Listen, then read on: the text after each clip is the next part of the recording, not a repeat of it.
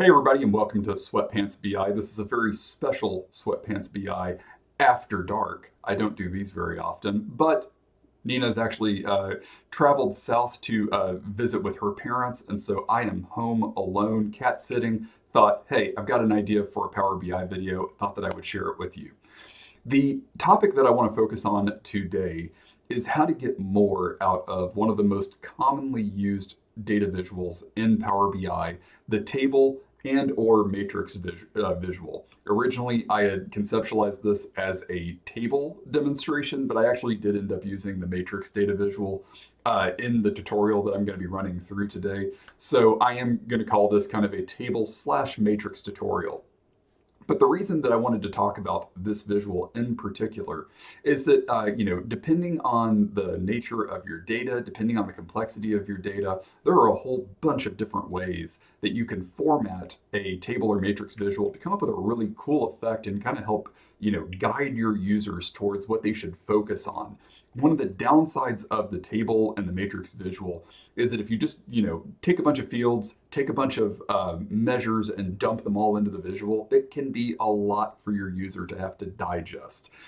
Tables and matrix visuals, by their very nature, tend to just overwhelm us with text. Here are row headers, here are column headers, here are a whole bunch of numbers all over the place. Our brains are not really spectacular at identifying the sorts of patterns that we expect from data visuals in tables and matrices. Our eyes kind of have to go from here to there to there to there, and we have to make all of these complex comparisons on the fly. So how do you format a table visual or a matrix visual to sort of make the big picture stuff or the point kind of jump off the page? Well, honestly, it's pretty easy to do, and there are a whole bunch of different techniques to do it, and even some really novel ways that you can sort of combine visuals together to come up with something that's new and, to me, more interesting. So, hope you find this tutorial useful. Let's go ahead and jump into Power BI. So before we get started with the actual tutorial, I want to talk a little bit about the data set that I'm going to be using, this UFO data set. Don't really remember where I got that UFO data set. It was free, it was somewhere online. I added a little bit of additional stuff to it because I did actually use this UFO data set in one of my Udemy courses that I teach. But just to give you a flavor of the data, it's 80,000 rows of UFO sighting data, literally going back more than a century, and so we have a date column. We can see what time of day, in other words, what hour the sighting occurred. We have some geographic data like city, state, which country, longitude, latitude, and also some text data here, just comments describing the actual object that was spotted, what shape it was. A lot of columns in here that we're not going to actually use for this demo, but you get it. Just generally speaking, unidentified flying object, UFO, flying saucer kind of data, pretty fun to work with. But the reason that I thought that this data set would be useful for teaching you about matrix and table formatting is because, without even looking into this data set at all, most of us can guess, what time of day we would expect there to be more UFOs spotted. Probably not a whole lot during the day because it's too bright outside. So most of the flying saucers in this data set we're probably going to expect to see when it's darker outside, either at night or in the very, very, very early morning. So I have that hypothesis. Obviously, I've used this data. I know that is what the data is going to show, but it at least kind of guides us in what we would probably expect to see when designing a conditionally formatted table or matrix based on this data. So I'm going to go ahead and head back to my report, and I'm going to go ahead and start grabbing some of the fields that we're going to be using.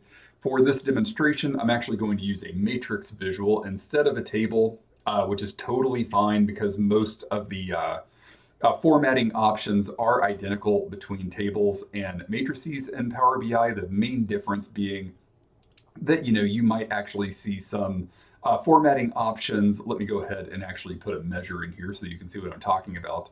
You might actually see some additional options to around row formatting and column formatting So there are some more options here in the matrix visual for formatting as opposed to the table, which I'll go ahead and demonstrate real quickly. However, for all intents and purposes, a lot of the features and functionality between the two visuals are very, very similar. Just you have a little bit more specificity around what you can format with the matrix as opposed to the table. So what we're interested in here is I want to build a conditionally formatted matrix that shows us, around what time of day we see the most UFO sightings. So of course I'm going to use my sightings measure here, and then I'm going to go ahead and drag in my hour column, and those are going to be my rows. And so you can see I've got 24 hours, basically midnight all the way through the end of the day, and we're already kind of seeing some of the patterns that we would probably have expected based on this UFO data. Looks like UFO sightings take a pretty sharp dip very early in the morning when the sun's coming up. And then you can see, around 6 o'clock in the evening, looks like they really start to take off. And then, of course, before midnight, I would say between, 2100 hours and 2400 hours, 9 p.m., midnight, wherever you are and however you describe time, we definitely see a huge spike in UFO sightings, timing out around roughly the time that I would probably be having a whiskey in the evenings, which, is that a coincidence? I don't know. Unfortunately, the data doesn't tell us anything about that, but I do kind of think it's funny that, a lot of people are seeing UFOs later in the evening, right before they go to bed. And those sightings start to taper off about the times that most people are going to sleep. Obviously, if people are asleep, they can't see UFOs. We can jump to all kinds of conclusions here, but I do kind of wonder, what's really going on. Anyway, I digress. You can see that, by and large, most of our UFO sightings are taking place at night, exactly when we would expect.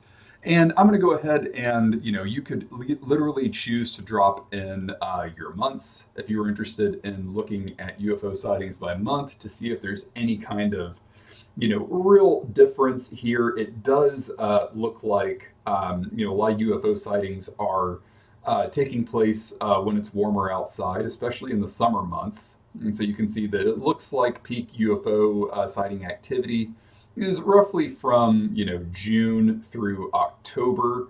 So let's go ahead and just run with this. I was going to use the day of the week, but for this demonstration, I'm kind of liking just sticking with a matrix that shows us months in our columns, hours in our rows, and then we're looking at all of our sightings.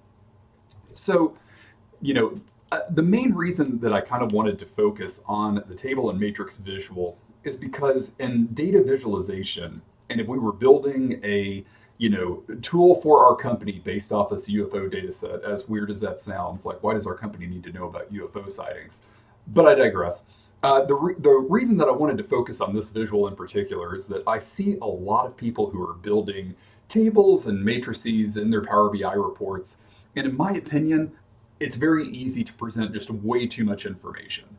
A lot of times when business users are jumping into your Power BI tools, unless you work in finance or accounting or maybe sales, where the numbers are dollars and those numbers are individually important, a lot of the times, people just want to see, what is the real point here? What's the message? Help me see the big picture really quickly. And it's easy to get really bogged down in all of these numbers when honestly, these numbers are not really all that important. Fundamentally, what we're trying to determine with this visual, if we give it a nice title here, is at what time of day and in which month do we see the most UFO sightings? That title is literally everything that we're trying to get at with this visual. So let's try to determine, how do we really get that message across as quickly and precisely as possible? And so I'm going to go ahead and just leave my subtotals on for now. I debated just turning them off going in, but I'll circle back to that later on because there's something else that I want to do with my total columns and my row columns. So what I'm going to focus on first is just kind of doing some initial formatting to sort of prep this visual for what I want to do with it. And I'm going to first go up to my grid here. I'm going to go to my border options, and that's these blue lines here. Not very worried about those. I'm just going to make the color here white to sort of get rid of that blue border that is sort of irrelevant to me. I'm going to go ahead and open up my row headers, and I'm going to go ahead and get rid of the white and gray alternating banding that is taking place in my rows here. And to do that, you just need to go to your row options and turn off banded row color. Immediately, you can see that now everything in our row field, which is everything just has a white background. That's exactly what I'm looking for. If you want to spend some additional time at this point, kind of, reformatting some things here, like maybe you want to reformat your row colors and font. I'm also going to do the same with my column headers just for consistency's sake. I'm going to punch that up a little bit there. If you're like me, maybe you want to go ahead and use this point to go ahead and get rid of some unnecessary information like hour.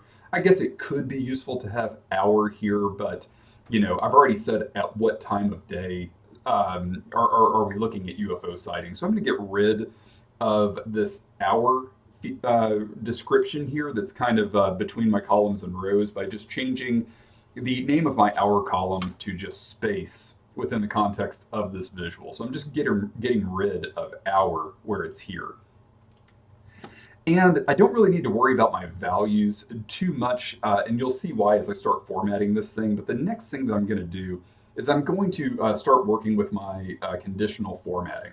Because the question that I'm trying to answer here is, at what time of day and in which month do we see the most UFO sightings? So let's go ahead and make it a little bit easier for users to really start seeing those patterns. So this used to be called conditional formatting in the visualizations pane. Now it's called cell elements.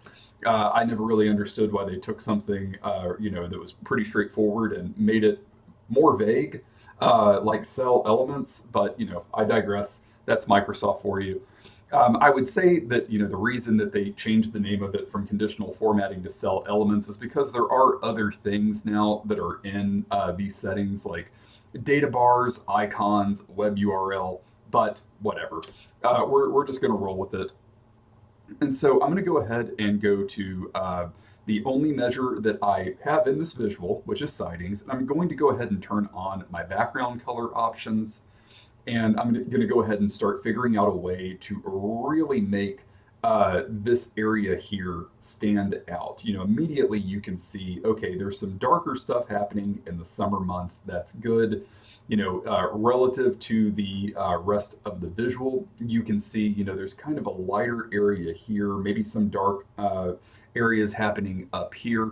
But by default, Power BI's conditional formatting does this sort of dual color range, where it just kind of goes from a light blue to a dark blue. The actual colors are not important. It may vary depending on whatever theme you're using in Power BI. But in order to get a lot more, I would say a much larger range of color here, you're going to add a middle color just to give you a little bit more granularity to play with here. For my lowest values, those are the ones that I kind of want to just fall to the background. So I'm just going to use white. And then I'm going to start, trying to punch up that color as I start getting into some of the more important, some of the juicier data that is in this visual. So you can just kind of play with what works here to you. I mean, like sometimes for my middle color, I go to kind of a gray. In other words, it's kind of intimating to the user or to the audience something is starting to happen, but it's not the most concentrated data. And then for the highest value, that's always where you really want to use your flourish color so that things really shine. So I'm going to go ahead and use sort of this red here that is currently in my palette. If you want to go a little bit darker, that's up to you. It's something you could play with in this situation. I'm going to go ahead and hit OK, and immediately I can start to see, okay, there's a lot of stuff really happening late at night. even a little bit in the early morning. And then, of course, the real concentration here is kind of between, 9 p.m. and midnight in the summer. So, we're already starting to kind of answer the question. If you wanted to go back and just continue kind of playing a little bit more with the formatting, that might be something that we could do at this juncture. If we determine that, that light gray was really not helping the data stand out as much as we had hoped. And then from here, you can just kind of keep playing with it until you're more or less satisfied with the saturation that you've got. I'm going to actually bump up my middle color just a little bit more. I'm going to go to my highest color and look for some ways to really help that pop even more. So now I'm starting to get pretty happy with how this is looking.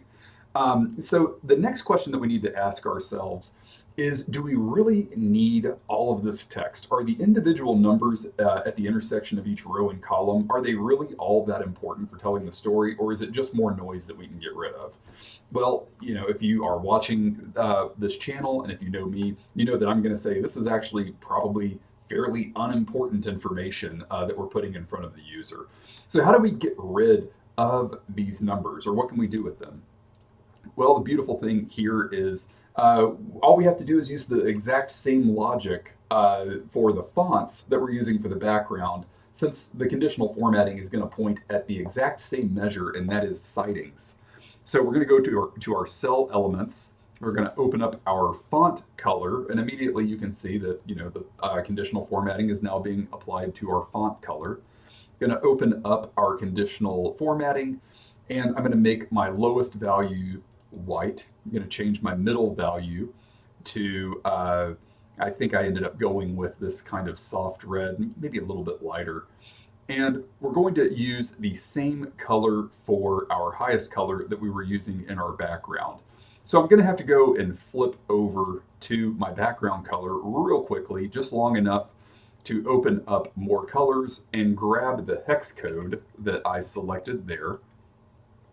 Go back to my font color options, open up more colors, and I'm going to paste that hex code there so that I know that I'm using exactly the same red.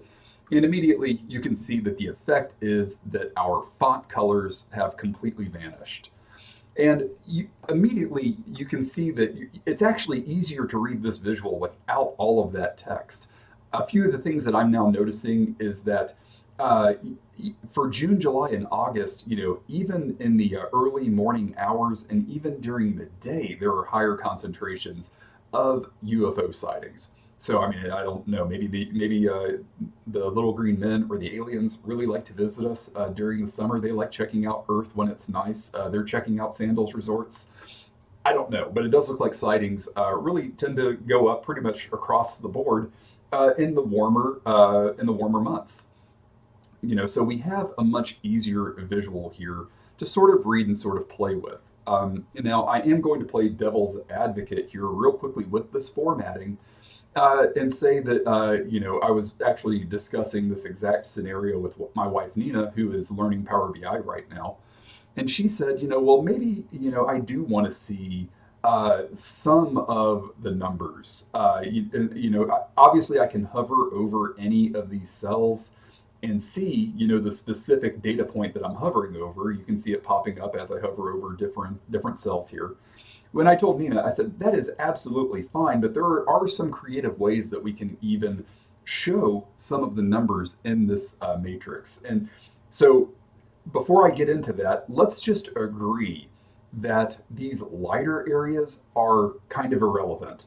These are the lowest concentrations of UFO sightings. This information is likely to be the least important to people that are consuming this visual. What we're trying to do is maybe show a peek at some of the actual hard numbers in the cells that show or that have the most UFO sightings. So this is easy. What we're going to do is we're going to go back to our font color options, and we're just going to leave our lowest value at white because we actually just want these lower concentrations. We want the text to just continue to blend into the background. We don't want them to show up. For the middle value, I'm going to see how this looks for now, but we can probably just go ahead and leave this as this kind of middle tone pink or kind of rouge that I've got picked here. And then for the highest values, that's where things are going to get a little bit interesting. For this, we're going to go ahead and grab the little circle here that indicates where in the color wheel we are. And we're going to go ahead and just kind of drag this down and make it a little bit darker. Now, when we apply that, we can actually start to see some of the actual numbers bleeding through. And you can see, I've only got about, 9 or 10 numbers that are really easy to see. If you want to continue to play with this until you're happy with how it looks, be my guest. Let's try dragging it down there. You can see because of the concentrations, there's just not a whole lot showing up here, and maybe you're fine with that. Since I've already gone pretty dark on the highest value fonts, your next option, if you want some more of the numbers to bleed through, would probably be to go to your middle values and start playing with that information.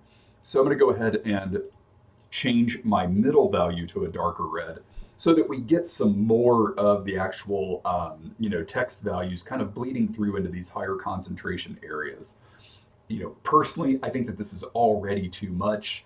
I know that some people like to see quite a bit of the data. I think this is a good kind of compromise to where you have a lot of the actual hard numbers bleeding through, but they're blended with the conditional formatting in such a way that you're not drawn to some of the lower concentrated, areas within this kind of heat map that we're creating.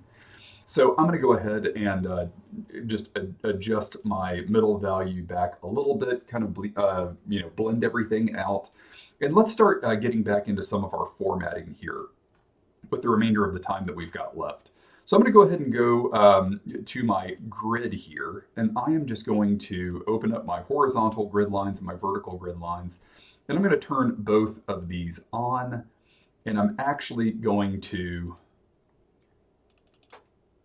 bump up the width of my grid quite a bit, and I'm going to go white with my grid just to continue to kind of build this heat map effect. I'm going to go ahead and scroll back down to my font colors, and I'm actually going to revert everything back to the way that I had it earlier, to where those fonts are pretty well hidden. And you can see I've got this nice heat map here. Everything is highlighted that I expected to be highlighted. We can see, a lot of our UFO sightings are happening late at night, maybe a little bit early in the morning. And by and large, there's a higher concentration kind of in the summer months. The last thing that I'm going to do to kind of, continue to round out this data story is I'm going to go ahead and add some column charts here just to, kind of help us summarize things at an aggregated level. Since currently each of these cells is representing an hour and a month, it's really hard to just get like an hour summary without just glancing over here, or a month summary without glancing down here. And it's a little bit difficult to just immediately, notice the trends here in these totals. So, I'm gonna see if maybe combining this matrix with some column charts can kind of help make those aggregated insights a little bit easier to spot. And I just realized now that I did leave myself too little room down here to probably round out this tutorial. So I'm going to go back up here to my grid options. I'm going to go to my padding. I'm going to drop my padding down to 0. And I'm going to drop my just my grid line width down to 3. So just tightening this up a little bit. Okay, now I'm going to go ahead and drop in a column chart. And I'm going to go ahead and grab my hour field, drop that into my y-axis. I'm going to go ahead and grab my sightings measure and drop that into my x-axis. So, first things that we want to do here are just go ahead and get rid of everything that we're not going to need in this horizontal clustered bar chart. Because, a lot of the information, like the axis labels here, the number of sightings, we're not going to need. So I can just go ahead and open up my y-axis settings. I'm going to turn off my title. And for my x-axis settings, I'm actually going to turn off my title there as well.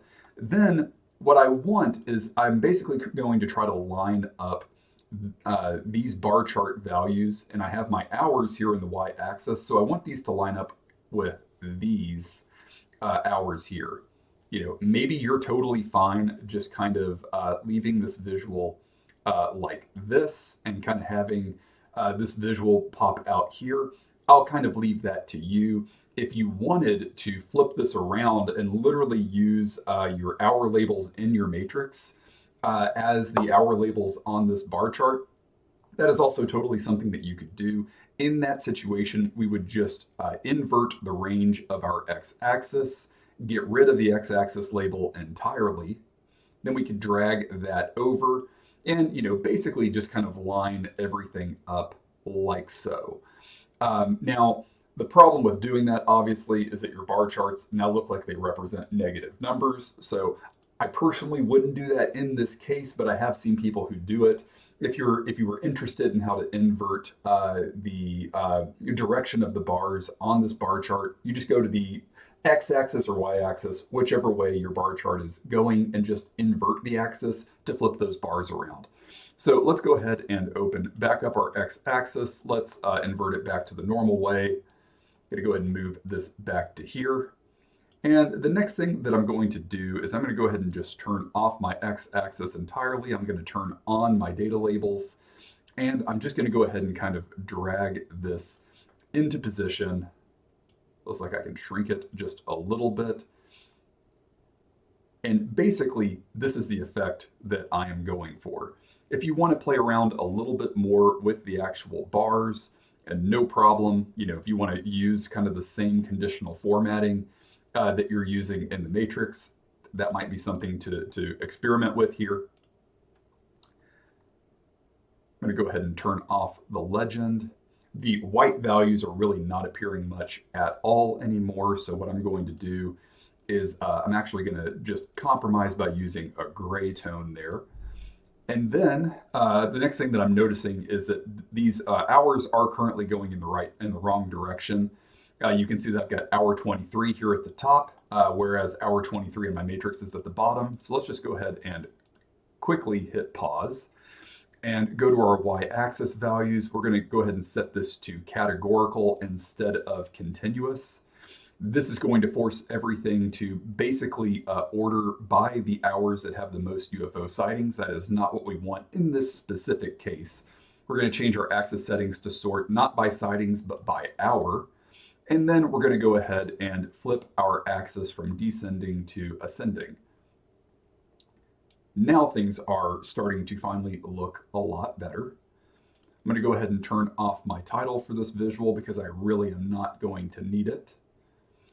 I'm going to go ahead and head back over to my matrix, and I'm going to go ahead and turn off my column subtotals.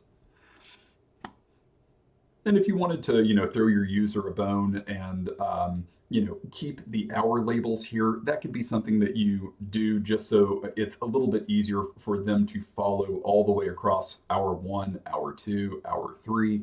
It's kind of up to you. Just for demonstration purposes, I'm going to turn off my hours entirely. I'm going to go back to my bars. I'm going to go to my spacing, and I'm just going to go ahead and start kind of tightening up the bars so that they take up roughly the same amount of space as my rows do here. This is going to necessitate me, unfortunately, going back to a padding of 1. You can just kind of keep playing with it, and there we go.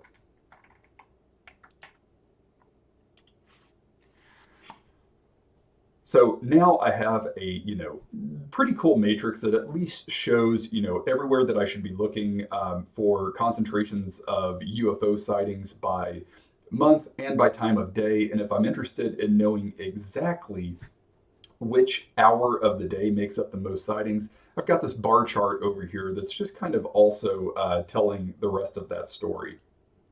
The only thing I need to do now is figure out a way to maybe start to get some of these month level aggregations. Now, again, I haven't exactly left myself enough room here to probably do this justice, so bear with me, but we're going to give it a try.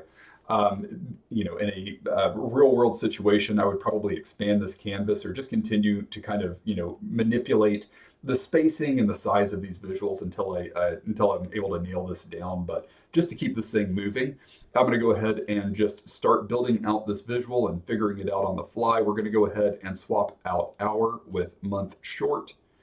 And I'm going to go ahead and drag this into position.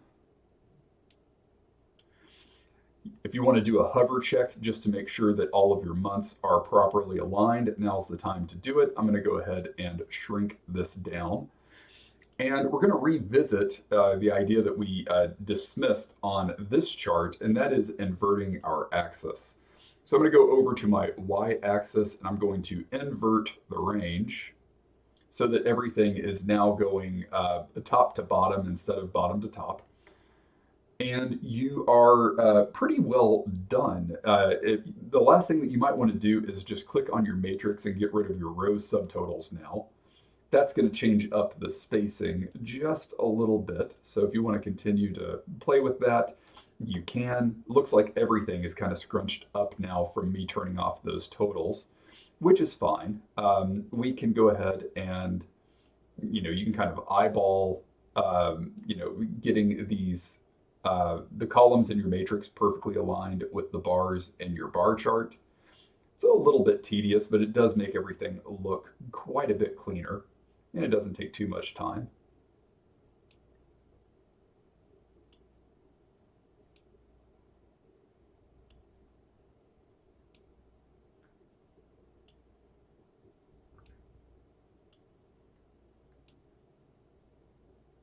And as you resize these columns, in my experience, they will maintain your custom sizing more often than not. You may have some weird, exceptions or one-offs from time to time, but by and large, I don't run into too many problems with the bars arbitrarily resizing themselves.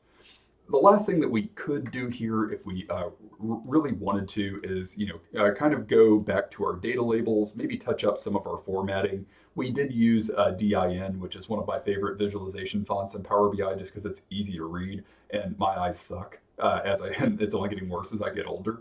So I'm going to go ahead and change the fonts here to DIN. Bump up the size to 10.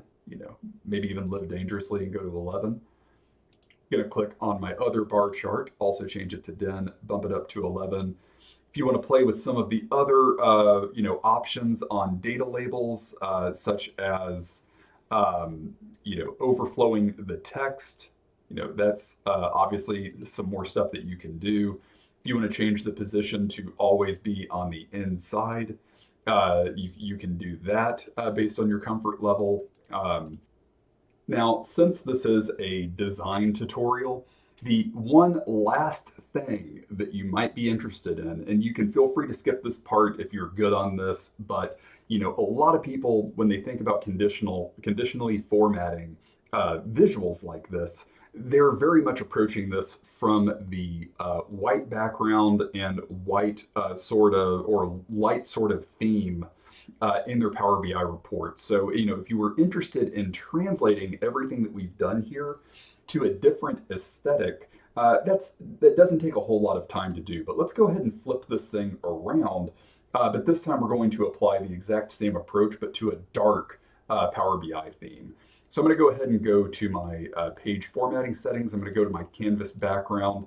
I'm going to go ahead and give this a dark gray background. Make sure your transparency is not set to 100%. Go ahead and drop that down to 0. If you even want to go a little bit darker, that's totally up to you. Pretty happy with how that looks. Let's go ahead and start dropping some of the background colors from our images by going to our effects setting, turning off our background.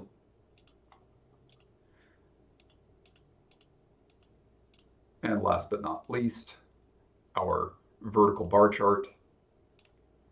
Okay. So you can see everything. We've got some of the dark gray bleeding through. A lot of our, text is a little bit more difficult to read. No problem. All of this can be addressed, pretty quickly. Let's start with our matrix, since that's the big one here. Let's go ahead and go to our title. Let's go ahead and change the text color from dark gray to white so that stands out.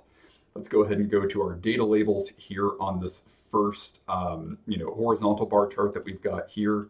Let's go ahead and make those data labels white. and we can just leave this visual as it is for now. Okay, now focusing on the bar chart, the first things that we're going to need to worry about are the white backgrounds on our columns and on our row values. So let's go ahead and go to our column headers. Let's change our background color to the same tone of a dark gray that we're using in our report page background. You can see immediately this is updated. Our column names are pretty hard to read, but you can see that it's the same gray background as in our page background, which kind of helps everything blend together. Let's go ahead and update our text color to white. If you're like me and you're thinking, maybe the months are less important than the hours, no problem. If you don't want this text to sort of run into that white title, maybe you just go gray for your column headers. That's totally fine. For our row headers, we're just going to do the same exercise. Make sure you pick the same gray as in the background. If you want your hours to pop, maybe go white. If you don't want them to pop that much, you can either go gray, or if you want to kind of tie them back into the data a little bit, maybe you go with one of your conditional formatting colors. But I'm just going to leave it white for now. I'm going to go to my grid up here, which is now kind of annoyingly bright. And I'm going to open up my vertical grid lines and my horizontal grid lines. You guessed it, I'm going to go with the same background color. Immediately, that is starting to look better.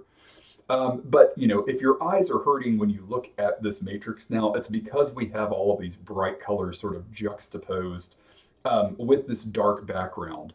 So what we're going to do, our work is not done here by any means. In order to maximize the effect of this conditional formatting, we're going to go ahead and swap out the light color that we're using for our lower concentrations of UFO sightings with a darker color more akin to what we're using in our background, because we want all of this kind of empty data or lower concentrated data, we want it to kind of fall into the background. So let's go to our specific, or let's go to our cell elements rather, and click on our background color. And instead of white here, we're going to go with the color that we're using in our background.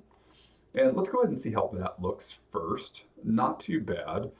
I personally am less of a fan of red on dark. If you want to kind of tie this back into the UFO theme, maybe now's the time to kind of start playing with some of these greens that we have in the data here. Greens to me, green just screams UFOs to me. It screams X-Files, it screams, aliens. So let's go ahead and see how that works. Not too bad overall. I'm going to go ahead and go to my font colors. I'm going to pick exactly the same colors that I just used.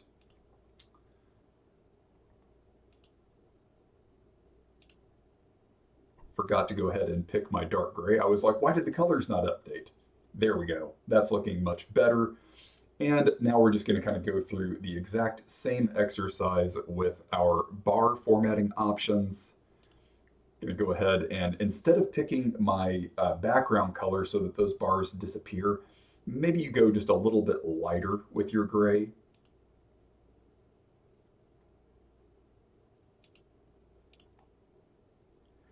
Let's see how that looks. Yeah, overall pretty good.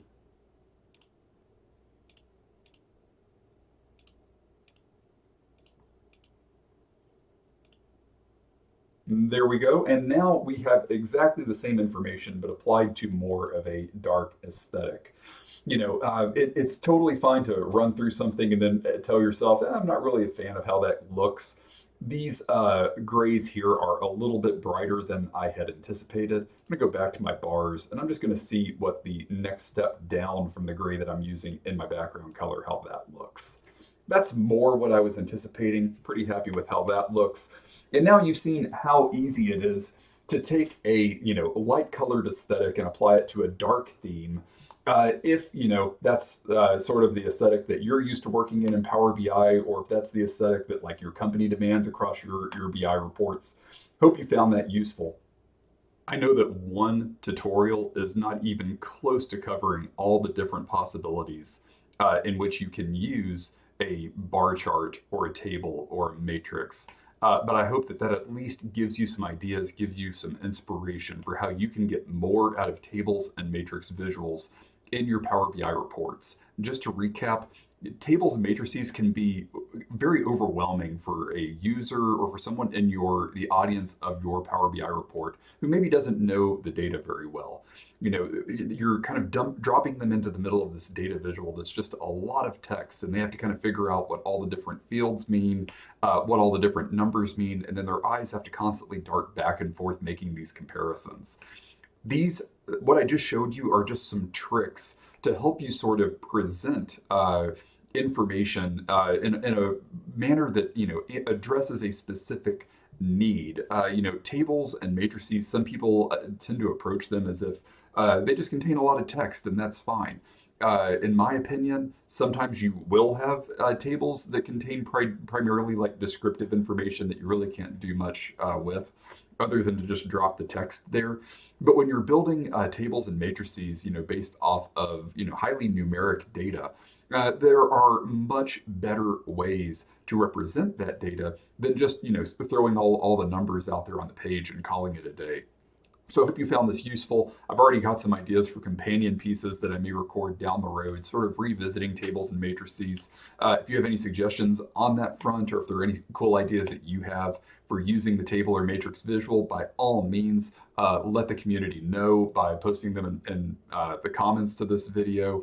Can't wait to see you in another Sweatpants BI video in the new year. Happy 2023, everybody. I will see you next time.